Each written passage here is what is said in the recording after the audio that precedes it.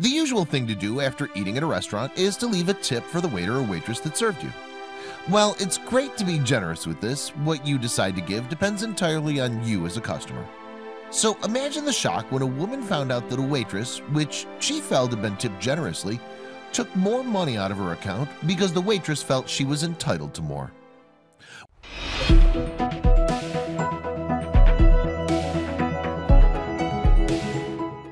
Whitney Anderson had gone out on a family dinner with her husband and 3 kids. After the meal, they left the Abuelo's Mexican restaurant where they ate. Everything was fine until she looked at her bank statement the following day. She was shocked when she discovered that the waitress had taken extra money out of her account, even though she'd left what she felt was a generous enough tip for the meal. It was $45.50 and I tipped $10, made it $55.50. A look at her transaction history showed from her that she had paid $65.50. The almost 25% tip wasn't good enough for the employee. The enraged woman returned to the restaurant to have the issue addressed, but surprisingly, when she got there, she discovered that the owner of the place was not accommodating towards her complaints at all. Not only was he unconcerned about the whole problem, but he also didn't think it was worthwhile to take up the issue with the waitress in question.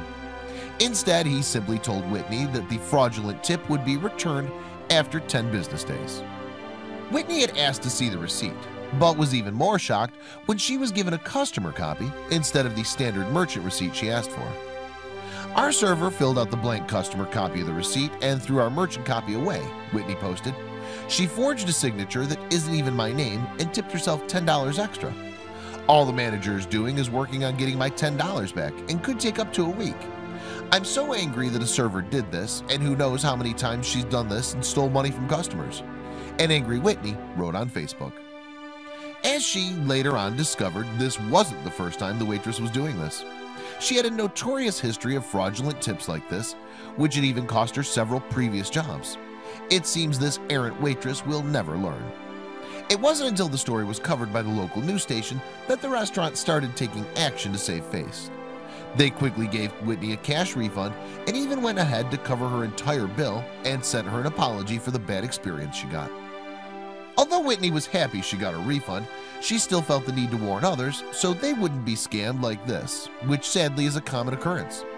It's advised that to avoid scams like this, you might want to fill out your customer copy yourself.